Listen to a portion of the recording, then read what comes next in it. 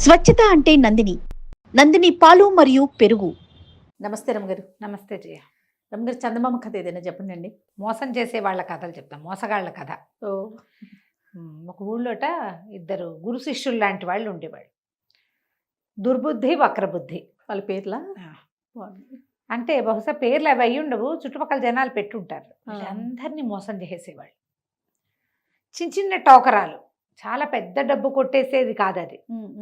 చిన్నగా బోల్తా కొట్టించి ఆ పూటకి పబ్బం గడిపేసుకోవటం. ఈ దుర్బుద్ధి, వక్రబుద్ధి ఆ ఊరు ఈ ఊరు తిరుగుతూ ఆ ఊళ్ళల్లో జనాల్ని టోకరాలు ఇచ్చేవాళ్ళు. ఈ ఊళ్ళని అయిపోయాక ఒకరోజు పక్క ఊరు వెళ్ళారు. వెళ్ళి అక్కడ స్థిరపడాలి. మనం స్థిరపడాలంటే ఏం చేద్దాము అని ఆలోచించి అట్లా చూసుకుంటూ వెళ్ళి ఏం చేసేట ఒక సావిట్లో మామూలుగా ఇళ్లలో ఎలా ఉండేవి, పాతకాలపు ఇళ్ళు, ముందుకు ఇల్లుండి వెనకాలకి గొడ్ల సావిళ్ళు ఉండేవి. ఇంటి మీద నుంచి ఇటా లోపలికి వెనకాలకి వెళ్తే పెరళ్ళు ఉంటాయి కదా. ముందు సావిళ్ళు ఉండి వెనక్కి ఇళ్ళు ఉండేది అసలు కనపడేదే కాదు, చాలా తక్కువ. అనుకోకుండా వీళ్ళకి ఏం కనపడింది, ఒక శాల పక్కనే ఇల్లు, ఆ శాలకి గేట్ లేదు. శాల అంటే పశువుల శాల. పశువుల శాల. పశువుల శాల ఉండి పక్కనే ఇల్లు ఉంది, పక్క పక్కనే అది ఇది ఇట్లా ఉన్నాయి. దీనికి ఊరికే ఏదో చిన్న గొట్టం లాంటిది అడ్డం పెట్టారు, అంత జోరుగా లేదు. తాళాలు గీడాలు లేవు. ఇంట్లో మరి జనం తక్కువ ఉన్నారో ఏమో, ఎవరు బయట వాకిట్లో కాపలా పడుకోవటం. పాతకాలం ఏం చేసేవాళ్ళు పెద్దవాళ్ళు, వాళ్ళు వాకిట్ పంచలో పడుకోవటము, వాకిట్లో మంచం వేసి పడుకోవటం, అరుగు మీద పడుకోవటం. ఎవడైనా మనిషి కదిలేసరికి ఎవడరా అంటూ ఉండేవాళ్ళు. వీధి కుక్కలు ఉండటము, గొడ్లే కొత్త మనిషి వస్తే ఎడ్లు గిత్తలు అవి బుసలు కొట్టడం ఏదో ఉండేది. అరుస్తాయి రమ్మగారు? గొడ్లు అరుస్తాయా? అరుస్తాయి. కొన్నిటికి ఇరిటేషన్, మనుషుల్లో ఇరిటబుల్ మనుషులు ఉన్నట్టే గొడ్లల్లో కూడా ఉంటాయి. కొత్త వాళ్ళని చూడగానే గిత్తలు అవి బుస కొడతాయి, గాలి గట్టిగా వదిలిపెట్టడం, చేయటం, రంకేయటం.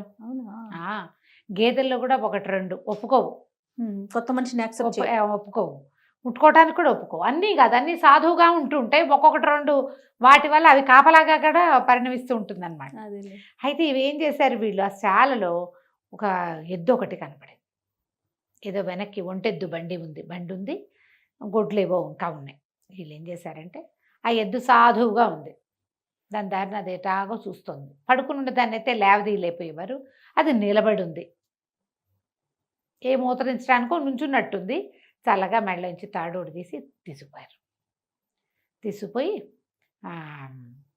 ఎక్కడో అడవి వైపుకి తీసుకెళ్ళి అక్కడ కట్టేసి పరిగెత్తుకుంటూ ఊళ్ళోకి వచ్చేసారు.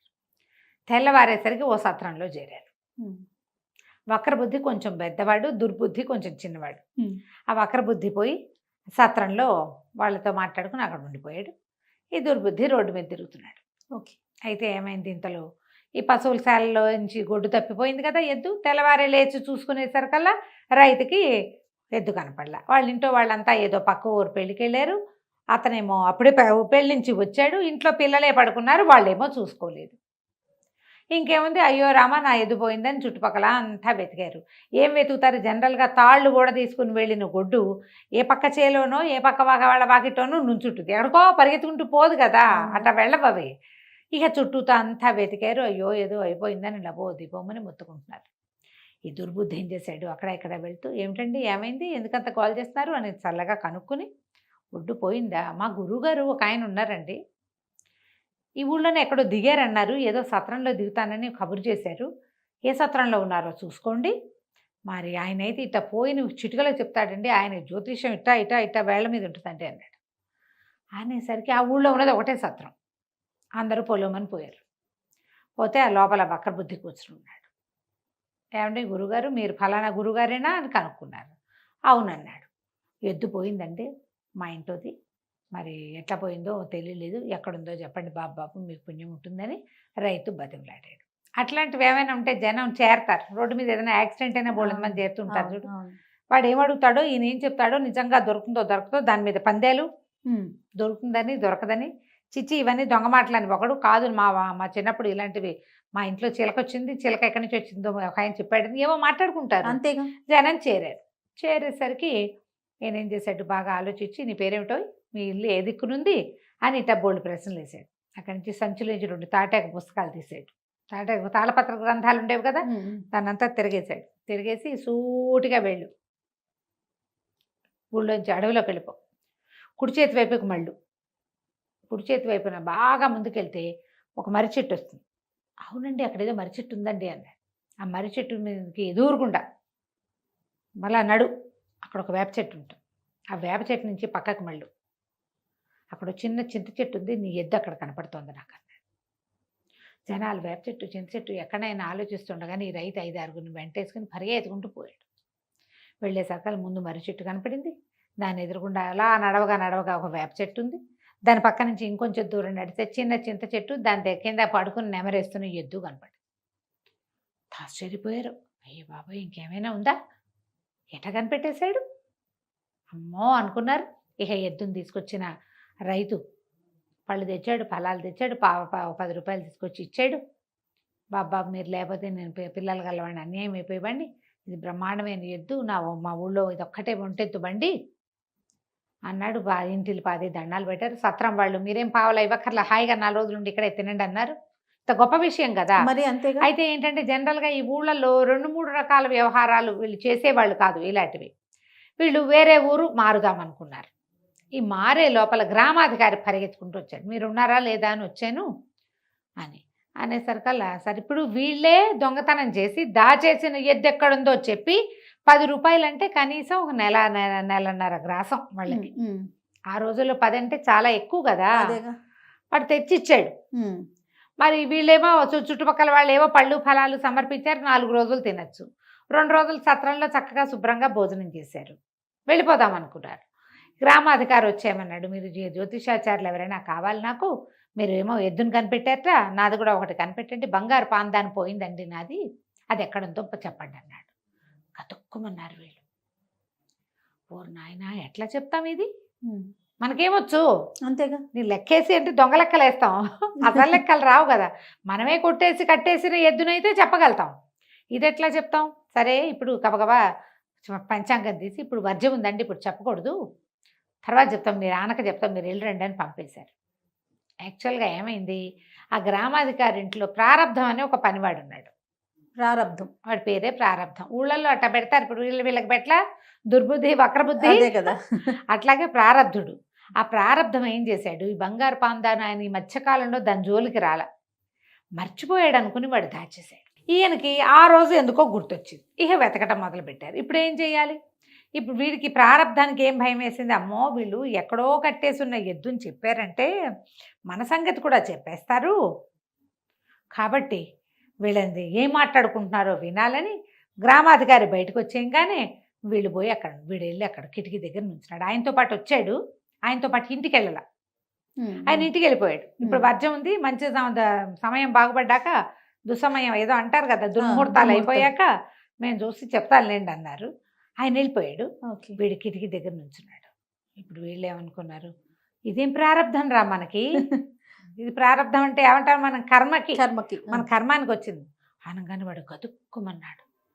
ఏమిటి ఇదేం ప్రారంధం అంటున్నారంటే, నా పేరే కదా ప్రారంధం, వీళ్ళకి తెలిసిపోయిందేమో అని.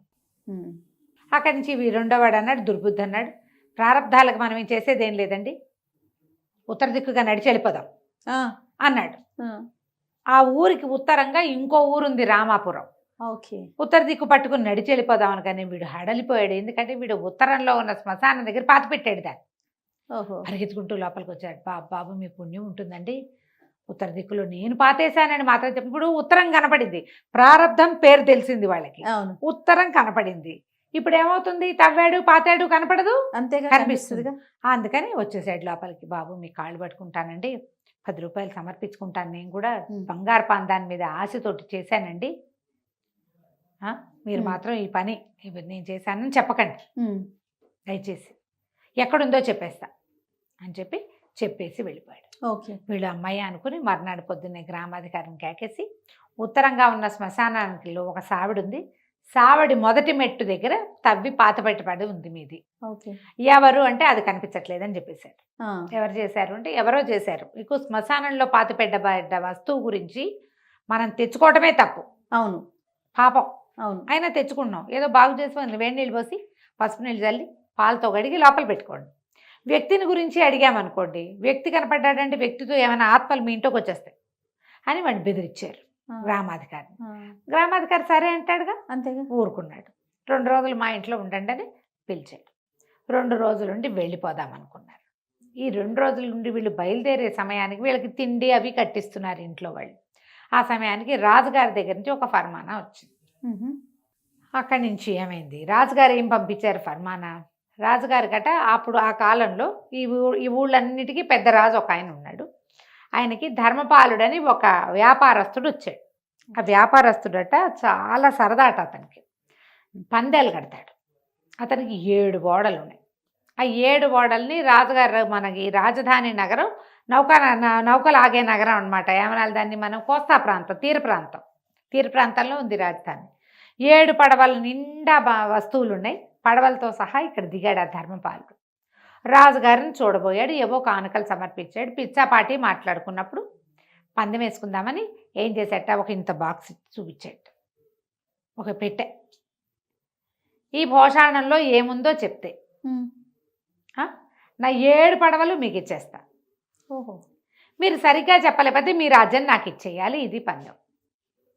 రాజుగారికి రాజ్యం నాకు ఇచ్చేయాలి వినపడలా పెద్దగా, అది బరువుగా అనిపించలా. 7 పడవలు మన సొంతం అవుతాయన్న పాయింట్ అనిపించింది. ఏమనుకున్నాడు, మన రాజ్యం నిండా బోళ్ళంత మంది జ్యోతిష్ శాస్త్రవేత్తలు ఉన్నారు. అసలు కంటితో చూడకుండానే అక్కడెక్కడో అది జరిగింది, ఇక్కడెక్కడో ఇది జరిగింది చెప్తారు. ఇది మాత్రం చెప్పలేరు. ఓహో, చెప్పేస్తారు. కాబట్టి అప్పుడు 7 పడవలు మన రాజ్యానికి ఏమంటే బోల్డ్ అంత సంపద, సంవత్సరపు వ్యాపారపు సరుకు అని ఈయన ఉత్సాహంగా, ఈ డబ్బాలో ఏముందో మేము చెప్పగలమని పందెం కట్టాడు. పందెం ఏమిటి, ఇస్తే 7 పడవలు, వస్తే రాజ్యం. బాగుంది, ఇదే కదా.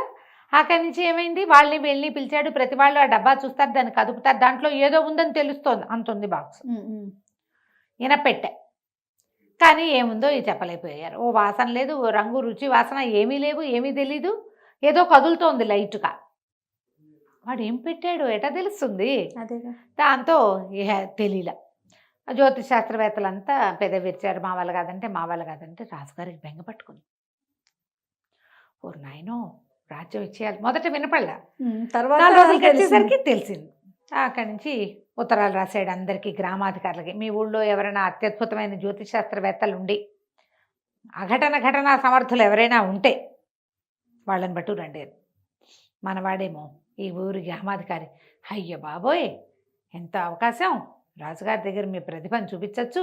మీరు ఎక్కడో దాచిపెట్టబడిన పాందాన్ని ఇంకెక్కడో దాచిపెట్టబడ్డ ఎద్దుని పూడ్చిపెట్టబడ్డ పాందాన్ని పట్టుకున్నారు. ఇది మాత్రం చెప్పలేటండి. పదండి మనం రాజుగారి దగ్గరికి వెళ్దామని అప్పటికప్పుడు ఒంటెద్దు బండి కట్టించి ఈ దొరగారులు ఇద్దరిని, దుర్బుద్ధిని వక్రబుద్ధిని ఇద్దరిని బండెక్కించి తను కూడా వాళ్ళ వెంబడబడి వచ్చాడు. ఓకే, వాళ్ళకి ఏం చేయాలో తెలియలే. కానీ రాజమర్యాదలు జరిగినాయి. గ్రామాధికారి మిగిలిన గ్రామాల నుంచి పెద్దగా ఎవరు రాలా. మన గ్రామాధికారి ఏమో రాజుగారికి, వీళ్ళు ఇంద్రుడు చంద్రుడు మామూలు వాళ్ళు కాదు, గురు శిష్యులు ఇద్దరు, వాళ్ళ దగ్గర పుస్తకాలు ఉన్నాయి, తాటాకు పత్రాలు ఉన్నాయి, వాటితో చూసి చదివారంటే ఏదైనా చెప్పేస్తారండి అన్నారు. సరే వీళ్ళకి ఏం చేయాలో తెలియదు, పారిపోవాలి. ఇప్పుడు చెప్తే ఒక రకం, చెప్పలేం మనకు తెలీదు. చెప్పకపోతే రాజుకి రాజ్యం పోవడం కాదు, రాజు చేతిలో తమ ప్రాణాలు కూడా పోతాయి. అవును, ఏం చేయాలి, బతుకుంటే బలిసాగు తినచ్చు, పారిపోతాం అనుకున్నారు. అయితే ఇప్పుడు రోజులు బాగుండలేదు, మనకి ఇంకా సమయం ఉంది కదా, 3 రోజుల వ్యవధి ఉంది. ఈ 3 రోజుల్లో చెప్తాము అంటే, ఈ 3 రోజులు 2 రోజుల పాటు వీళ్ళకి అంగరంగ వైభవంగా అన్ని ఏర్పాట్లు చేశారు. హాయిగా రాజభోజనం, రాజనిద్ర, రాచబట్టలు, రాచ స్నానాలు, ఇక చెప్పద్దు, ఒకటి కాదు, అన్నీ లభించినాయి. 2వ రోజు రాత్రి పారిపోయారు వీళ్ళు. ఓకే, ఇదేమిటి ప్రాంతం, రోడ్డు లేదు దీనికి. ఒకవైపు అంతా ఊరు, రెండో పక్కంతా సముద్రం. ఓకే, వీళ్ళు లోపలికి వచ్చిన దారిలోంచి బయటికి వెళ్తే వాళ్ళు పట్టేస్తారు. అందుకని 2వ దారి గుండా బయలుదేరి సముద్రం చేరారు. ఎంతో కొంత ఏదో ఒక దీవిని పట్టుకుందామని ఇక చిన్న తెప్ప వేసుకొని ఈదడం మొదలెట్టారు. ఈదగా ఏమైంది, లోపల ఒక పెద్ద పడవకి తగులుకున్నారు వీళ్ళు. సరే ఈ పడవ ఎక్కేద్దాము, పడవలో పడుకుని పడవతో పాటు పారిపోదాం. పడవలో ఏమిటి 1-2 సామాన్లు, అదేం చిన్న పడవ కాదు, పెద్ద నౌక. ఓకే, ఏ సందు కింద దాక్కున్నా, తాళ్ళ కింద దాక్కున్నా వెళ్ళిపోతాం కదా.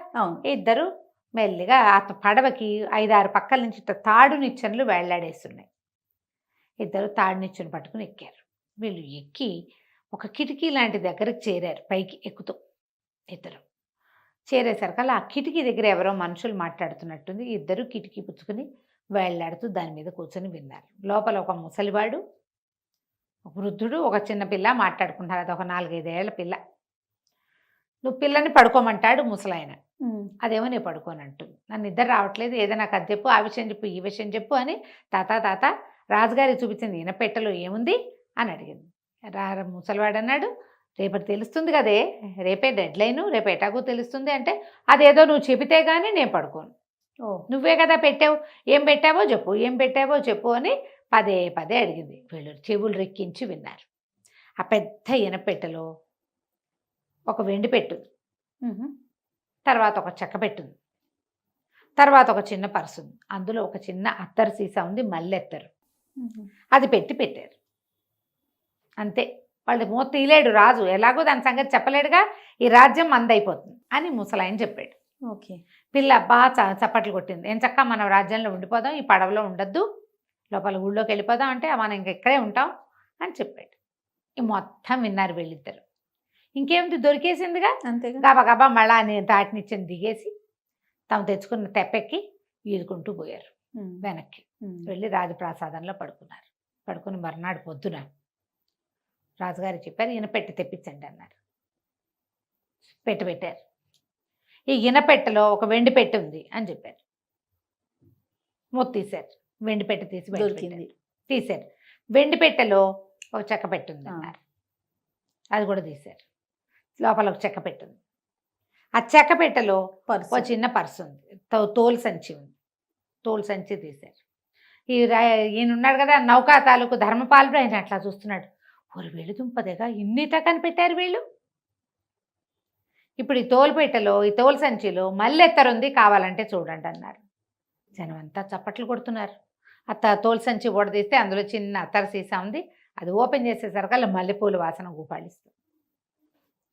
చాలా ఆశ్చర్యపోయాడు ధర్మపాలుడు. ఎంత తెలివిగల వాళ్ళు అని చెప్పి తమ 7 పడవల్లో ఉన్న సరుకు దింపేశాడు ఈ రాజ్యానికి. పడవలు ఇవ్వటం కాదు, మొత్తం సరుకు అంతా ఇచ్చేశాడు. వీళ్ళకి సంవత్సరానికి సరిపడా వ్యాపారం అది. ఇచ్చేసి ఇంత గొప్ప జ్యోతిషాస్త్రవేత్తలున్నారు, ఇక మీకు తిరుగులేదు మహాప్రభు, మీరు చాలా అదృష్టవంతులు, ఓహో అని అందరూ ఓహో అన్నారు. ధర్మపాలుడు ఏడిపోయాడు. రాజుగారు ఎంతో సంతోషించి, అబ్బాయి ఇక నుంచి ఇలాంటి ఏ సమస్యలు వచ్చినా మీరే తీర్చాలి నాకు అన్నాడు. వీళ్ళకి అన్నీ బాగున్నాయి. ధర్మపాలుడు బహుమతులు ఇచ్చాడు, రాజ్యంలో అందరూ బాగా ప్రైజ్ చేస్తున్నారు. రాజుగారు ఎంత బహుమతులు ఇచ్చాడు, ఎన్ని ఇచ్చాడో. కానీ ఇప్పుడు ప్రాబ్లం ఏంటంటే రేపటి నుంచి చెప్పంటాడు. అదే కదా, ఇదేదో ఫ్లూక్గా కుదిరింది రేపు. అందుకని ఏం చేశారు, ఇద్దరు ఒక ఎత్తెత్తారు. ఆ రోజు రాత్రి అందరు పడుకొని నిద్రపోతుంటే వీళ్ళకి ఒక సెపరేట్ రూములు ఇచ్చారు. అందులో కొంచెం నూనె పోసి అంటించేశారు. దీపాలు అంటుకుపోయినాయి. దీపం అంటుకుపోయింది. లబో దిబోమని కేకలు పెట్టారు. మొత్తం సైనికులు వాళ్ళు వీళ్ళు వచ్చారు. జ్యోతిశాస్త్రవేత్తల గదిలో నిప్పంటుకుందనేసరికల్లా రాజుగారు, మంత్రి గారు, సైన్యాధిపతి, గ్రామాధికారి హుటాహుటిన అర్ధరాత్రి పరిగెత్తుకొచ్చారు. వీళ్ళకి ఏమైనా అయిపోయిందేమో, వీళ్ళే కదా రేపొద్దున మన భావి సామ్రాజ్యానికి శకకర్తలు, అందుకని పరిగెత్తుకుంటూ వచ్చారు. వీళ్ళిద్దరికీ ఏం కాలే, ఏవో బట్టలు అవి తగలబడిపోయినాయి. గురువుగారు వక్రబుద్ధి నెత్తి మీద చేతులు పెట్టుకుని ఏడుస్తున్నాడు. దుర్బుద్ధి ఏమో కాసేపు ఏడుస్తాడు, కాసేపు ఓదారుస్తున్నాడు. ఏం జరిగింది మీకేం అవ్వలేదు కదా అంటే, మాకేం కాలేదండి, కానీ మా గురువుగారి తాలూకు మంత్రాల సంచి ఉన్నాయి కదా, పుస్తకాలు ఉన్నాయి కదా, పుస్తకాల సంచి గ్రంథాలు తగలబడిపోయినాయండి. ఎప్పటిదో 500 సంవత్సరాల నాటి తాటాకు, అది ఇట్ట నిపురవ తగిలేసరికి అట్ట భగ్గుమనిపోయింది. ఇప్పుడు ఇవి తగలబడిపోయినాయి. మేమేం జ్యోతిష్యం చెప్తాం ప్రభు మీకు అని వక్రబుద్ధి విపరీతంగా ఏడ్చాడు. దుర్బుద్ధి కూడా బలబలా ఏడ్చాడు. గురువుగారు ఏడుస్తున్నాడు. రాజుగారు అన్నారు, ఏం పర్వాలేదు, మీరేం బాధపడకండి, మీ ఇద్దరికి చెరో పదవి ఇస్తా, మా స్థానంలోనే ఉండండి. మీరు అవేవి చెప్పలేకపోయినా పర్వాలేదు, ఆల్రెడీ చెప్పి మా చాలా పెద్ద సమస్యను తీర్చేశారు మీరు, లేకపోతే రాజ్యం పోయేది. మీ వల్లే రాజ్యం ఉంది, హాయిగా చేరుకో, ఇల్లు ఇస్తాం, వివాహాలు చేసుకోండి, సుఖంగా ఉండండి ఇక్కడేనని చెప్పి వాళ్ళు అక్కడే ఉంచుకున్నారు. తెలివితేటలతో ఇంకా ఏమీ చేయక్కర్లేకుండా ఏదో మామూలుగా ఆఫీస్కి వెళ్ళొస్తూ ఉండొచ్చు. మనకి క్రికెటర్లకి వాళ్ళకి ఇస్తుంటారు ఉద్యోగాలు, ఏముంది ఊరికే వెళ్ళి చూసి వస్తారు, అంతకంటే ఏముండదుగా. వీళ్ళకి కూడా అంతే, చక్కగా ప్లేయర్స్కి ఇచ్చినట్టుగానే వీళ్ళకి కూడా మంచి పదవులు ఇచ్చి వాళ్ళతో పాటే ఉంచుకున్నారు. ఇంకా మోసాలకి వాళ్ళు పాల్పడలా, మంచి జీవితాలు వచ్చేసినాయి కదా. అది కంచికి మనం ఇంటికి. బాగుందండి. నమస్తే. జయ. సుమన్ టీవీలో మీ పర్సనల్ అండ్ బిజినెస్ ప్రమోషన్స్ కోసం కింది నెంబర్కి కాంటాక్ట్ చేయండి.